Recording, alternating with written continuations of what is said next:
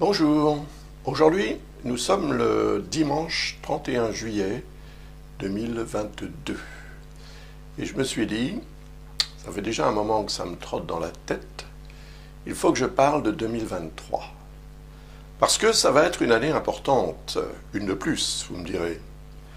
En fait il y a deux planètes majeures qui vont changer de signe quasiment en même temps. La première, c'est Saturne. J'en ai beaucoup parlé de Saturne depuis 2020, parce que du fait d'une dissonance avec Uranus en Taureau, ça a produit de graves tiraillements. Et si vous voulez en savoir un petit peu plus là-dessus, regardez la vidéo que j'ai faite l'année dernière à ce sujet, et puis les autres, puisque j'en ai parlé dans pratiquement toutes les autres. Toutes les vidéos qui concernent les pleines lunes, les nouvelles lunes, avaient évidemment quelque chose à dire par rapport à cette configuration. Alors, Saturne, ici, en Verseau, et Uranus, qui est la planète du Verseau d'ailleurs, ici, en Taureau. Vous voyez? Donc ça crée effectivement ce qu'on appelle une quadrature. Voilà. Alors, elle est un petit peu mal tracée, je vais la retracer un petit peu mieux. Voilà. Alors, cette quadrature, si vous arrivez à la voir, voilà, eh bien, elle a été à l'origine du tiraillement entre les libertés représentées par Uranus et les contraintes représentées par Saturne. Voilà, je n'en dis pas plus, vous voyez ce que je veux dire. Le fait est que, à partir du mois de mars, et pour être précis, à partir du 7 mars, et Saturne, eh bien, il va changer de signe. Et il va passer en Poisson. Il va y séjourner pendant 2 ans et demi. C'est le temps que met Saturne pour traverser un signe, approximativement. Et quand il sera en Poisson, eh bien, il ne sera plus en dissonance avec Uranus. Au contraire, il va peu à peu créer ce qu'on appelle un sextile, c'est-à-dire un lien harmonique. Effectivement, le Poisson est un signe d'eau, Taureau, signe de terre. On mélange la terre et l'eau, et tout se passe très bien, c'est tout à fait faisable. Ce sont des éléments qui sont complémentaires, comme on dit. Alors, ça veut dire que Saturne et Uranus vont être complémentaires, vont être copains, amis. Saturne représente effectivement les contraintes, mais également finalement, ce qu'on en tire quand on les accepte, quand on les gère, quand on les, comment dirais-je, quand on les intègre dans son paysage existentiel, comme faisant partie des réalités, je dirais presque karmiques, c'est un peu la fatalité, Saturne. Et c'est vrai que c'est un sentiment de fatalité qu'on peut avoir depuis 2020, depuis que Saturne est en Verseau, parce que, bien qu'il soit retourné en Capricorne pendant quelque temps, il s'y est affirmé en décembre 2020, et depuis, voilà, il s'y complaît dans ce signe. C'est le signe d'Uranus. Donc, Uranus n'est pas tellement d'accord avec Saturne. Qu'est-ce que tu fais chez moi? En plus, ils ne sont pas vraiment amis là, pendant cette période, vu que ça crée une espèce de tiraillement énergétique qui se ressent. Et qui fait qu'on oscille entre le pour et le contre, entre les libertés et les contraintes. Donc on avance, on recule. L'avenir qui est représenté par Uranus devient beaucoup plus, comment dirais-je, questionnable. Parce que Saturne est là pour dire « Non, non, n'allons pas trop vite. Il y a d'abord ça à faire, ça à gérer, ça à accepter et ça à surmonter ou à dépasser. » C'est ce que Saturne attend de nous, des efforts. On en fait des efforts, On est patient. La patience est représentée par Saturne.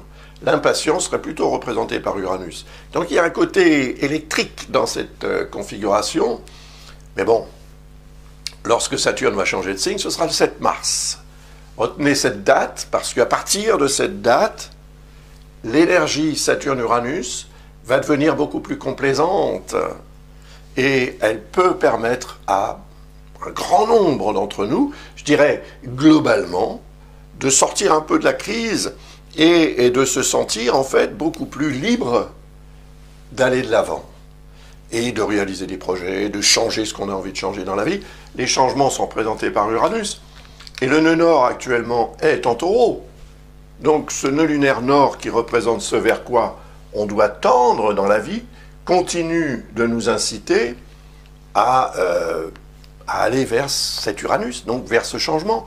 Mais tant que Saturne n'est pas d'accord, si on peut dire, avec cette idée de changement et de liberté que représente Uranus, bien, il bloque, il s'arrange pour bloquer. Alors ça survient par l'intermédiaire d'événements, souvent indépendants de la volonté, parfois non. On agit un petit peu à l'inverse de ce qu'on devrait agir, et on se sent tout à coup en train de reculer plutôt qu'à avancer, parce qu'on a commis une erreur. Il faut revenir sur le travail, il faut revenir sur la situation, et ensuite on repart. Donc c'est un petit peu fatigant, il faut bien le dire, mais c'est comme ça. Donc soyons, à la limite, si ce n'est fataliste, tout au moins philosophe, sachant que ça va bientôt se terminer. Bon, aujourd'hui, comme je le disais, nous sommes le 31 juillet, donc il reste août, septembre, octobre, novembre, décembre, janvier, février. Ça fait 8 mois quand même, avant que cette configuration ne disparaisse complètement. Et pour faire place en plus à une configuration très positive. Donc réjouissons-nous d'avance et préparons l'après, justement, parce que c'est Saturne qui représente la nécessité et la volonté qu'on peut avoir aussi de préparer les choses. Et ce sont les efforts qu'on fait, en fait. Saturne représente les devoirs qu'on doit faire quand on va à l'école, hein, pour obtenir, comment dirais-je, de meilleures notes, et puis éventuellement une certification, un diplôme ou quoi que ce soit. Donc, ça demande quand même des efforts. Regardez les athlètes hein, qui font tout un tas d'efforts pour grignoter un quart de seconde et arriver éventuellement un jour sur le podium. De nombreux athlètes de haut niveau n'arrivent jamais sur le podium. Et pourtant, ils continuent de faire des efforts parce qu'ils sont dans cette logique. C'est nécessaire pour eux. Donc Saturne les motive. Il y a d'autres énergies qui les motivent aussi. Hein. Mars, par exemple, pour le sport en tous les cas. Mais Saturne, en fait, indique que l'on va pouvoir enfin peut-être réaliser nos rêves. Pourquoi nos rêves? Parce que Neptune est en Poisson. Alors, lui, Neptune, il est en Poisson depuis 2012. Je pense qu'il va se réjouir de voir Saturne arriver chez lui, parce qu'il est chez lui, Neptune. Il va se réjouir parce que finalement, il est en harmonie avec Uranus, hein, puisqu'il est en Poisson et Uranus en Taureau. Donc, Poisson, Taureau, harmonie. Donc, s'il est en harmonie avec Uranus, il souhaite que ça se passe bien et qu'on puisse effectivement changer ce qu'on a envie de changer, ce qu'on a besoin de changer, ce dont on rêve en fait, ce qu'on rêve de changer, ce qu'on espère changer, etc. Parce que avec Neptune, c'est vrai que c'est pas l'action, c'est plutôt la contemplation, c'est plutôt la connexion avec cette dimension, cette grande dimension, la dimension spirituelle, à laquelle on est tous effectivement reliés quand même. Donc Neptune représente aussi l'intuition, l'inspiration, le ressenti, vous voyez, et on en a beaucoup du ressenti. Depuis que Neptune et Uranus sont harmoniques, et c'est depuis 2018 en fait, depuis que Uranus est en Taureau, eh bien, je pense qu'il y a quand même une augmentation de l'inventivité, de la créativité, de l'inspiration, grâce peut-être aussi à ce que Saturne nous impose, parce que finalement il veut trouver des dérivatifs au confinement, aux contraintes, au blocage, aux empêchements de tourner en rond. On va s'adapter malgré tout et on va trouver quelque part, d'une certaine manière, totalement différente de ce qu'on avait l'habitude de faire, pour continuer quand même à avancer malgré tout. On ne peut pas s'arrêter et puis dire voilà, basta, c'est terminé. Non, on continue. Tant qu'il y a de la vie, il y a de l'espoir. Et l'espoir d'ailleurs est représenté par Neptune. Alors l'espoir de Neptune, c'est que ça se passe bien. Hein. Entre Neptune et Uranus, ça se passe plutôt bien pour l'instant. Le nœud nord également, et de la partie, donc tout va bien dans la relation entre ces deux-là. Et elle est intéressante et importante, cette relation, parce que d'un côté, on a Neptune, donc l'inspiration, l'intuition, et de l'autre, on a Uranus, l'inventivité, l'originalité, l'adaptabilité, et la rapidité aussi. Quand Saturne va arriver en Poisson, évidemment, il ne va pas créer une conjonction avec Neptune immédiatement. D'ailleurs, il n'y aura pas de conjonction réelle entre Saturne et Neptune, parce que Neptune va sortir du signe. C'est en Bélier qu'elle aura lieu. Mais quand même, elle sera très forte à cette époque. Donc, 2 ans et demi après son entrée dans le signe des Poissons, après l'entrée de Saturne dans le signe des Poissons. Mais on en reparlera parce que ça fera partie de toute façon des configurations que j'analyserai au fur et à mesure que le temps va passer en 2023, puisque en 2023, à partir du mois de mars, Saturne va quand même avoir tendance à se précipiter un petit peu dans le signe des Poissons. Oui, il arrive dans la piscine, hein, et donc il faut qu'il brasse pour ensuite prendre sa vitesse de croisière. Son énergie sera forte, mais humidifiée hein, par la nature de ce signe des Poissons, l'eau. Et en fait, je pense que ça peut permettre à beaucoup d'entre nous, en tous les cas, la réalisation d'un rêve. Je parle de rêve parce que c'est Neptune qui représente ça, mais ça peut être aussi un espoir, ça peut être un projet qui reste très important, mais qui reste un peu en suspens parce que tant que Saturne est en dissonance avec Uranus, ça n'avancera pas vraiment, à moins d'un coup de chance extraordinaire. Et ça existe, évidemment. On a encore aujourd'hui des gens qui gagnent au loto, à l'euro-million, au casino, ou quoi que ce soit. Donc, ça peut changer radicalement leur vie, effectivement. Donc, ceux-là sont comment dirais-je, les favorisés, les privilégiés, les élus.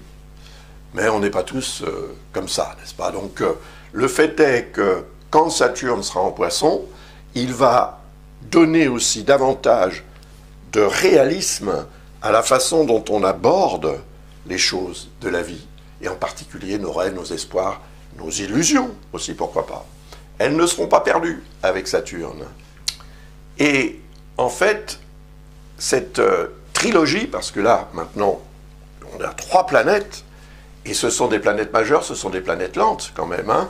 Saturne, 29 ans et demi pour faire le tour du zodiaque, Neptune, 165 ans, Uranus, 84 ans. Donc là, on est quand même aussi en présence d'une configuration trilogique, si je puis dire, qui ne se reproduira jamais dans ces signes du vivant de qui que ce soit actuellement sur cette planète. Voilà. Parce qu'il faudra attendre que Neptune revienne en Poisson. Donc il va falloir attendre quand même un paquet d'années, n'est-ce pas?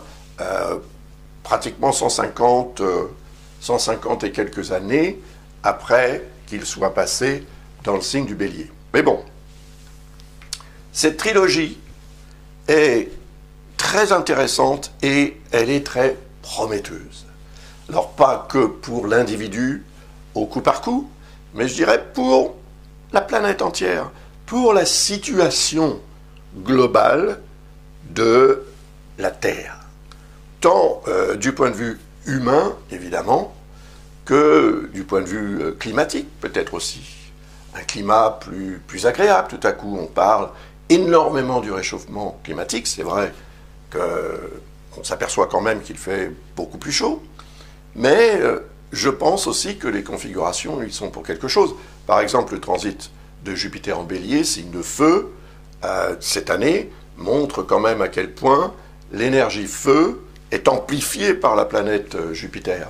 Et d'ailleurs, à chaque fois que Jupiter transite un signe de feu, on assiste et on déplore plutôt des canicules et toutes sortes d'événements en rapport avec le feu, justement, ou avec la chaleur en tous les cas. Et l'énergie feu, c'est l'énergie d'action aussi, donc ça devient aussi des périodes très intenses au niveau du comportement humain. avec des dérapages. Sans les nommer, vous pouvez certainement voir de quoi on peut parler au sujet de dérapage depuis le début de l'année 2022. Alors, qu'y a-t-il ensuite? Eh bien, il y a Pluton. Pluton est en Capricorne encore à l'heure actuelle.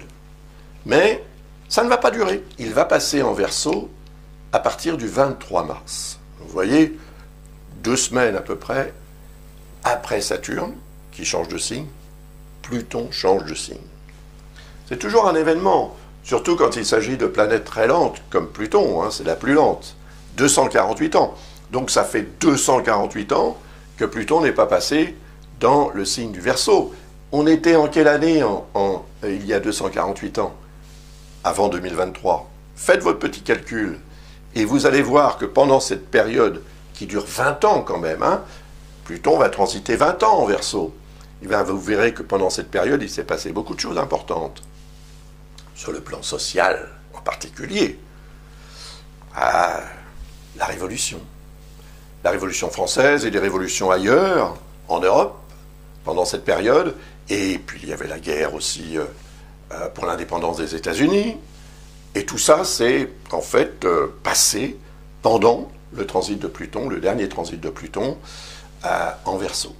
Donc, est-ce qu'il faut en attendre quelque chose de similaire au cours de ces 20 années pendant lesquelles Pluton transitera le signe du Verseau? Mais là, il ne va pas y rester très longtemps. Il va rétrograder. Et cette rétrogradation va le ramener dans le signe du Capricorne pendant quelques mois. En fait, il ne s'imposera vraiment en Verseau qu'à la fin de l'année 2024, au mois de novembre, si j'ai bonne mémoire. Donc, en fait, ça va être une sorte de mise en bouche. Quand il entre en Verseau, il annonce quelque chose. Pluton, c'est la régénération. C'est détruire pour reconstruire. C'est mourir pour renaître. Voyez, c'est finir pour recommencer autre chose. Ou recommencer sur de nouvelles bases. Et le signe du Verseau, c'est le signe de la société. C'est le signe des gens. Donc, le fait qu'il soit en Verseau va donner aussi envie et besoin je dirais, globalement à la population du monde entier, de se régénérer, de transformer, de changer profondément, d'en finir avec une certaine façon de fonctionner ou de vivre pour organiser, préparer une autre façon de vivre. Et ça peut devenir très intense quand même, hein. On se souvient, je suppose que vous vous en souvenez, Pluton est entré en Capricorne en 2008. Et puis, il s'y est affirmé en 2009. Et depuis, il est en Capricorne. Son transit aura duré à peu près une quinzaine d'années. Dans le Verseau, ça va durer une vingtaine d'années. Que s'est-il passé en 2008? Vous vous souvenez? Eh bien, le signe du Capricorne représente le pouvoir absolu, le pouvoir des dictateurs, mais la dictature principale n'est pas un homme, une femme, un clan ou un gouvernement. C'est l'argent. Vous voyez? Donc, Pluton a mis la pression sur ce pouvoir absolu pour tenter de le régénérer. On a parlé de beaucoup de choses à l'époque, parce que ça allait mal, et financièrement, beaucoup y ont laissé des plumes, comme on dit, et des gens très importants, voire des banques. Donc, Pluton en Verseau va tirer la sonnette d'alarme peut-être et montrer à ceux qui observent et peut-être qui dirigent aussi que finalement c'est quand même au bout du compte le peuple qui décide. Et ce peuple, il est représenté, comme je le disais tout à l'heure, par Uranus. Donc il est probable qu'à partir du mois de mars et jusqu'à ce que Pluton rétrograde, ça sera le 11 juin, il repasse dans le signe du Capricorne en rétrogradation. Donc, voilà, c'est une période entre mars et juin, ça fait 3 mois, c'est pas énorme, mais ça peut suffire quand même pour lancer un signal. Et ce signal devra être capté, entendu, géré, parce qu'il annonce quelque chose qui se prépare et qui va devenir beaucoup plus conséquent, beaucoup plus important, dès lors que Pluton sera définitivement, entre guillemets, puisque ça va durer 20 ans quand même, c'est pas mal, mais c'est pas définitif, en Verseau. Et quand il va entrer en Verseau, bien sûr, il sera, lui, par contre, contrairement à Saturne et Neptune, il va être tout à coup en dissonance avec le signe du Taureau. Tout comme Saturne l'est actuellement, comme je l'expliquais tout à l'heure. Donc cette dissonance, elle va amplifier le besoin, la nécessité de remise profonde en question de changement majeur. Pourquoi aussi est-ce si intense? Parce que Uranus représente le signe du Verseau. Il y a eu un événement majeur qui s'est produit en 2011. Mais que s'est-il produit en 2011 sur le plan astrologique ou astronomique pour, disons, expliquer cet événement? Le 11 mars, Uranus était sur le point où venait de passer en Bélier. Et à l'époque, Pluton en était au début de son transit en Capricorne. Le Capricorne et le Bélier sont dissonants. Alors attention, ça ne veut pas dire qu'un Capricorne et un Bélier ne peuvent pas vivre ensemble. Ça veut simplement dire que du point de vue des éléments qui les représentent, ces deux-là, le feu pour le Bélier, la terre pour le Capricorne, le mélange n'est pas facile. Ils cohabitent évidemment, il y a du feu sur terre et de la terre éventuellement dans le feu, mais enfin bon. Le fait est que cette dissonance est tout à coup devenue particulièrement puissante dès lors qu'Uranus s'est jeté dans la piscine surchauffée du Bélier. Fukushima, vous vous souvenez? L'énergie nucléaire, symboliquement, est représentée par Uranus et Pluton. Quand j'en ai parlé à l'époque, en 2010, quand j'ai fait les prévisions pour 2011, et que j'ai évoqué le lien entre Uranus et Pluton, uranium, plutonium égale fusion nucléaire, j'ai reçu des commentaires de gens qui se moquaient de moi et qui me disaient c'est n'importe quoi. Uranus, Pluton, uranium, plutonium, c'est n'importe quoi. Il n'empêche que au mois de mars 2011, il s'est passé ce qui s'est passé. Et tout le monde s'en souvient. Et ça a eu un effet pendant une grande période de temps, et ça en a encore un aujourd'hui quand on parle du nucléaire. Voilà. Alors, est-ce que c'est quelque chose qui va revenir à la charge? On en a parlé du nucléaire. Et on a craint qu'il pourrait y avoir une escalade et de graves problèmes à cause du nucléaire. Peut-être que cela va s'amplifier, donc il faudra être très vigilant quant à la façon d'aborder les choses pour éviter qu'il y ait une autre catastrophe. Alors je ne dis pas qu'elle aura lieu parce qu'en fait, Saturne et Neptune, étant en harmonie avec Uranus, vont en quelque sorte protéger Uranus. Et puis la dissonance est loin d'être aussi puissante que celle qui a eu lieu en 2011, puisque Uranus n'est pas au début du Taureau, là il est dessiné à peu près au début du Taureau, donc il n'y aura pas véritablement une quadrature, comme on dit, entre Pluton et Uranus. Il n'y aura qu'une quadrature entre les signes dans lesquels sont ces planètes. Mais ce sera, à mon avis, beaucoup moins fort. Et ce qui est intéressant aussi de savoir, c'est que Uranus en est donc, pas tout à fait encore, mais quand même, presque à la fin de son transit dans le signe du Taureau. Et quand il va passer en Gémeaux, là, il sera en harmonie avec Pluton. Ça va changer énormément les choses en bien. Mais ce sera pour 2025-2026. On en reparlera. Voilà, donc soyons quand même vigilants au sujet de ces configurations. Exploitons celle-ci parce qu'elle est très favorable à la réalisation de grands projets et peut-être même à la concrétisation de rêves, mais soyons vigilants en ce qui concerne l'énergie plutonienne. Ça ne va durer que 3 mois, mais ce sont 3 mois au cours desquels des situations très préoccupantes peuvent évidemment s'imposer ou se profiler à l'horizon comme étant, comme pouvant devenir une sorte de menace.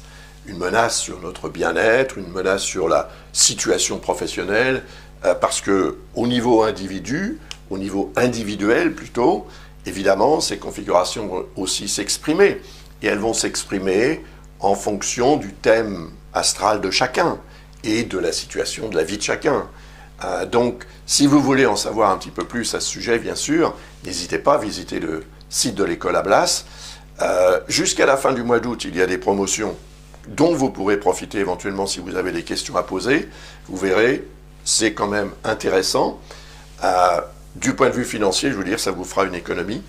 Et nous répondrons à vos questions dans les meilleurs délais et avec le maximum de transparence et puis également de réalisme. On ne vend pas du rêve, pas du tout.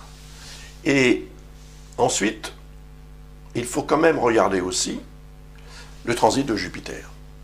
Parce que lui, c'est en Sagittaire qu'il est dans son élément.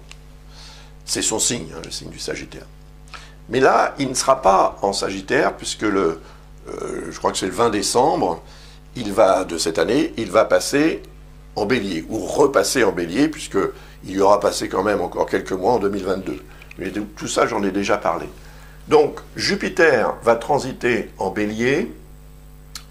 Alors, ça va être jusqu'au mois de mai, en fait, jusqu'à la mi-mai 2023. Après, il passe en Taureau. Intéressant, n'est-ce pas? Alors, tant qu'il est en Bélier, c'est aussi intéressant, bien sûr, parce qu'il représente une augmentation, une exaltation du besoin et du potentiel d'action. Il représente aussi une augmentation de la température. Un signe de feu, je vous en ai parlé tout à l'heure. Quand il va passer en Taureau, au mois de mai, évidemment, Saturne et Neptune seront en Poisson, en harmonie avec Uranus, et Jupiter va favoriser l'évolution, l'amélioration, la croissance à toutes sortes de niveaux. Dans votre vie, dans la mienne, dans celle de votre voisin, de votre voisine, etc. Donc, ça veut dire que globalement, cette énergie de Jupiter associée à celle d'Uranus en harmonie avec Saturne et Neptune devient une source de bienfaits pour la planète tout entière. Évidemment, certaines personnes vont en profiter plus que d'autres. Il y a les opportunistes, il y a ceux qui savent, comment dirais-je, flairer la bonne affaire. Et puis, il y a ceux qui vont attendre que ça se passe. Et là, malheureusement, ça risque de ne pas se passer vraiment aussi bien que si ces personnes-là prennent leurs responsabilités et leurs décisions.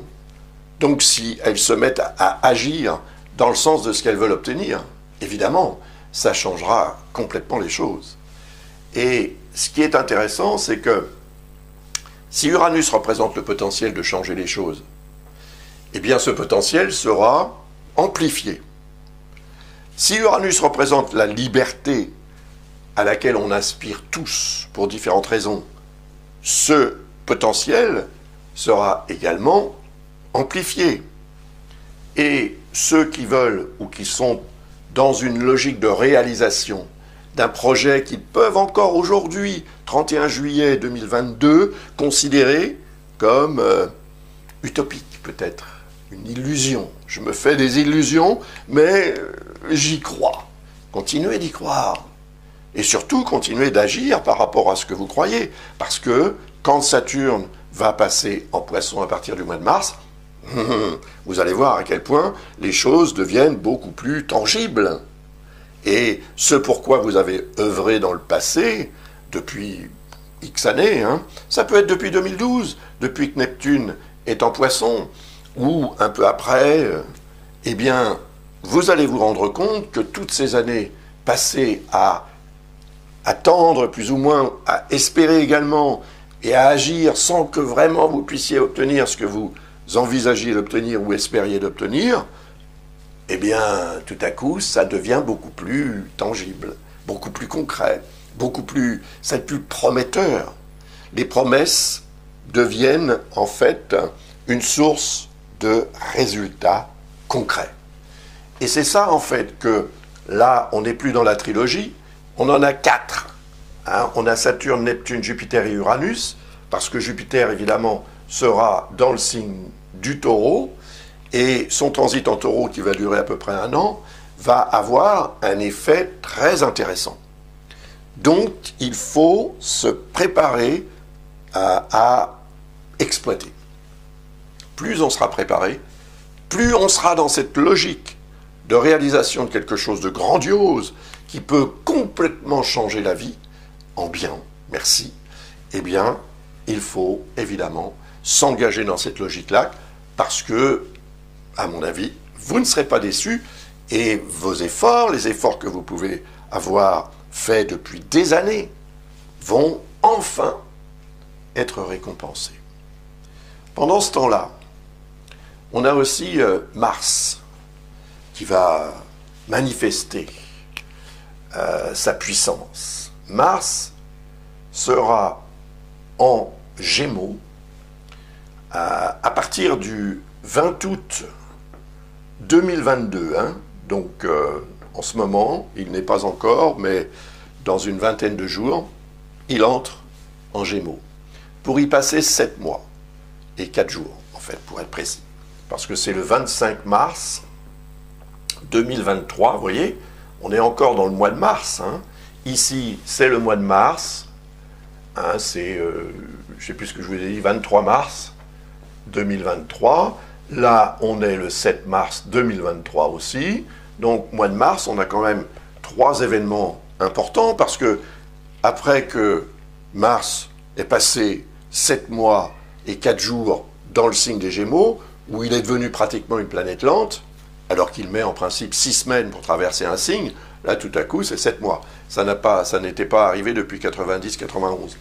Donc c'est très important, parce que dès lors qu'il va passer en Cancer, en même temps que Pluton va passer en Verseau, en même temps que Saturne, ou presque, va passer en Poisson, franchement, le signe du Cancer, c'est un signe d'eau, n'est-ce pas? Donc, il sera en harmonie avec le signe des Poissons, donc avec Saturne et Neptune. Donc, il sera aussi en harmonie avec Jupiter, signe de terre, enfin, en Taureau, signe de terre, avec Jupiter-Uranus, bien sûr. Et ça veut dire que là, on n'en aura plus 4, mais 5 avec Mars. Mars, donc, à partir du 25 mars, pendant 6 semaines, ça correspond ici, si je le trouve, 25 mars Cancer, et 20 mai, le 20 mai, il passe en Lion. Donc ça veut dire qu'on aura toute cette période, c'est 6 semaines, un peu plus, pour obtenir un résultat meilleur grâce à Mars, qui représente le potentiel d'action dans la vie. Ça va servir les sportifs, par exemple, j'en ai parlé tout à l'heure. Mars représente quand même les efforts qu'on peut faire quand on est sportif. Mars représente le côté athlétique, effectivement, de la personnalité de tout un chacun, le côté combatif, le côté compétitif même. Et c'est ce côté-là qu'il va falloir aussi exploiter, mettre au service du rêve, de la réalisation, de l'évolution, du changement. Voilà. Et ça marchera. Ça devrait marcher. Alors, encore une fois, évidemment, que ça ne va pas marcher pareil pour tout le monde. D'abord parce que on est tous différents. On a tous des objectifs différents, des espoirs différents, des rêves différents. On est tous différents et on a des thèmes astraux qui sont également différents les uns des autres. Donc, évidemment, même si ça a un effet globalement très positif, il est fort probable quand même que certains d'entre nous en bénéficient plus que d'autres. Il y en a même qui n'auront rien, qui perdront tout même peut-être. Pourquoi pas? Mais voilà, c'est une question en fait de comportement et d'approche des choses de la vie. À partir du moment où on se connecte aux énergies cosmiques, c'est comme si on les appelait. C'est comme si on les domestiquait, en quelque sorte. C'est comme si on faisait ami-ami avec ces énergies. Même quand elles sont en dissonance avec le signe, avec l'ascendant, avec tout un tas de choses dans un thème astral, on peut quand même maîtriser et se dire que voilà, il y a cette discorde entre mon thème astral et le transit de telle ou telle planète importante, mais ça ne va pas durer. Et puis, une fois que ce sera passé, au contraire, cette planète sera très favorable. Ou bien, elle est en discorde, mais je vais essayer de la mettre dans ma poche, comme on dit, hein, pour éviter qu'elle ne soit trop mauvaise avec moi. Et ça marche. C'est simplement une sorte de philosophie de vie. On devient philosophe et on a une approche, comment dire, peut-être plus détachée, peut-être plus holistique. On a ce potentiel quand même tous, plus ou moins, à s'élever au-dessus des événements terrestres, pour en avoir une vision justement plus holistique, à la limite plus spirituelle. Et à ce moment-là, on se sent un peu détaché de ce qui peut arriver de pire, parce qu'on se dit, bon bah, ça n'est que mon existence. Et mon existence, au regard de l'existence de l'univers, c'est même pas un clignement des yeux, c'est rien. Donc, soyons quand même dans la relativité. Et si nous voyons les choses de façon trop intense, trop sévère, trop décortiquée et trop négative, évidemment que ça va avoir un effet qu'il sera aussi. Même quand les configurations sont comme ça, très favorables, plutôt que le contraire. Donc, essayons de profiter de cette année 2023. Je la décortiquerai de façon beaucoup plus détaillée au fur et à mesure que l'année s'écoulera, à travers, évidemment, l'analyse ou les analyses de pleine lune, de nouvelle lune et d'autres événements. Je reparlerai du transit de Pluton en Verseau, je ferai probablement une vidéo juste et seulement à ce sujet. Et puis, évidemment, je reviendrai sur le transit de Saturne et les autres. Voilà. Donc, pour l'instant, je pense vous avoir quand même donné des informations qui, je l'espère, vous seront utiles pour progresser, utiles pour réussir, utiles pour aussi vous motiver à aller de l'avant, sachant que, finalement, les portes vont s'ouvrir et que c'est une forme de liberté retrouvée que l'on va pouvoir savourer en 2023. Il y aura évidemment des hauts et des bas, mais à partir du mois de mars, je pense que les choses vont changer de façon très significative et, à mon avis, pour le meilleur. Après, il faut revenir quand même sur ce que je vous ai dit à propos du transit de Pluton, car il ne va durer que 3 mois en 2023, mais il va revenir. Et quand il va revenir, il va là s'imposer pour beaucoup plus longtemps. J'ai terminé, je vous remercie de votre attention, je vous souhaite donc un bel été, si vous regardez cette vidéo là, maintenant en juillet, mais certaines personnes regarderont cette vidéo en 2023, donc ce que je suis en train de dire n'aura plus de valeur.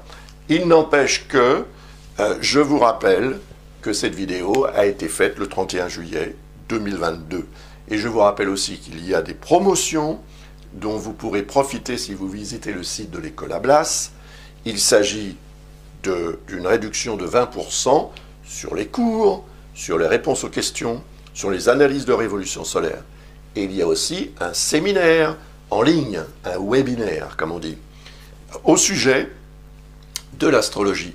Si vous souhaitez vous initier à l'astrologie, si vous souhaitez mieux comprendre ce que l'on peut tirer de l'astrologie, Lucas, que vous connaissez certainement, va animer un séminaire le 24 septembre sur 3 heures. 3 heures, 2 fois 1h30. Si ça vous intéresse, visitez le site de l'École Ablas, vous y trouverez les informations et vous pourrez vous y inscrire. Voilà, j'ai terminé cette fois-ci. À bientôt, au revoir, bel été et prenez soin de vous.